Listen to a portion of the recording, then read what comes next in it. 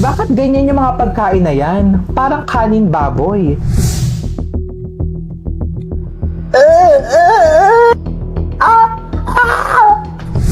Ano ba yung pagkain na to? Napakabaho naman ito. Buti kaya nyo itong kaining mga mahihirap. Feeling ko kailangan ko siyang tinidurin. Pandesal. Tapos isasawsaw. Like, Buti kaya nyo itong kaining mga mahihirap. alam ko ano-ano ba tong mga to? Meron dito, ito, yung itlog ng Now on Top Stories, Tito Mars, sinagot ang komentong binabastos niya ang pagkain ng mga Pilipinong mahihirap. Nagsalita ang content creator na si Tito Mars matapos makatanggap ng kaliwat kanang batikos mula sa netizens. Ang kontrobersya ay nagugat sa kanyang mga video kung saan kinakain niya ang ilang mga pagkaing pangkaraniwan sa mga hapag ng mga simpleng pamilyang Pilipino. Ayon kay Tito Mars, wala siyang intensyon na bastusin ang pagkain ng mga mahihirap. Dagdag pa ni Tito Mars, tinuturing din niya ang sarili bilang bahagi ng mga mahihirap. Sa kabila ng mga paliwanag ni Tito Mars, patuloy pa rin ang mainit na usapin sa social media. May mga nagsasabing wala itong masamang intensyon, samantalang may ilan naman na naniniwalang dapat itong maging mas sensitibo sa paggawa ng content na may kinalaman sa kultura at pamumuhay ng iba.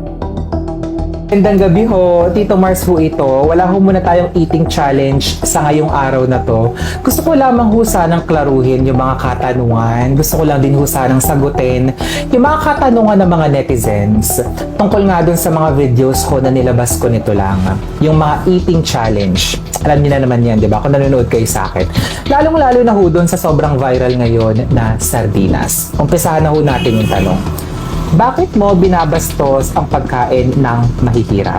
Ito pong katanungan na to yung palagi kong nakikita sa comment section na parang halos galit na galit ho lahat ng tao sa mga contents na ginagawa ko. Kasi ho, ang pagkakaintindi ho nila, binabastos ko ho yung pagkain ng mga mahihirap. Unang-una ho, hindi ho ako mayaman. Mahirap din ho ako.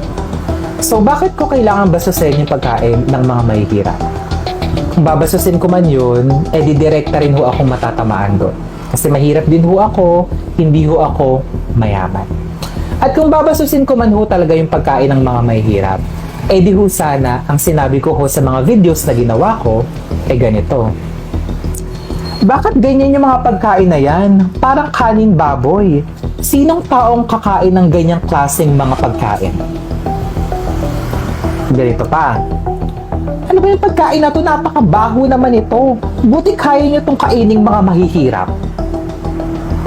May sinabi ho ba akong mga ganong klaseng salita sa mga videos ko? Kung babalikan nyo lahat ng mga videos na ginawa ko, lahat ho ng mga eating challenge na ginawa ko, wala ho kayong maririnig na mga ganong klaseng salita sa kahit anumang video. So kung papaiksiin ho natin, hindi ko ho binabastos yung mga pagkain ng mga mahihirap. Pangalawang tanong, mayaman ka ba?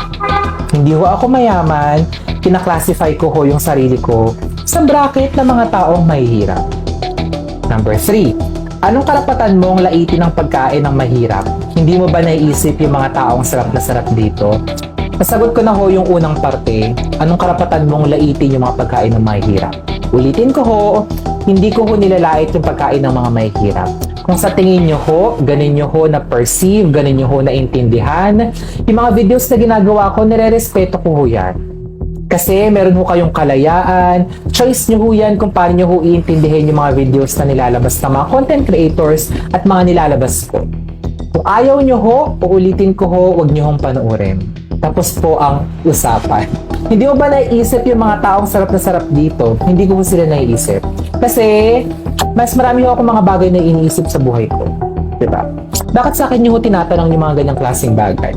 Bakit hindi ho natin itanong yung mga ganyang klaseng bagay sa tunay na mga mayayaman na talagang ginagamit yung kaba ng bayan, kaba ng Pilipinas, kaba ng mga mahihirap na tao para mabuhay ng karangyarangya? Kung talaga akong concerned ho tayo sa mga mahihirap, dun ho tayo magtanong. Huwag ho sa akin. Totoo bang hindi ka kumakain ng sardinas? Ito na ho ang huling question natin. Totoo bang hindi ako kumakain ng sardinas? Ayoko sagutin yan. Pero ho, nasa sa inyo na ho yan. Choice nyo na ho yan kung maniniwala ho ba kayo sa content na ginagawa ko o hindi. Kasi nga ho, gaya nga ho na sinabi ko dati, sabihin ko man na hindi, sabihin ko man na oo, choice nyo pa rin ho yan kung anong paniniwalaan ninyo. Yun lang ho. Salamat! Si Tito Mars ay nakilala sa social media sa kanyang mga videos kung saan naghahayag siya ng kanyang pananaw at opinyon.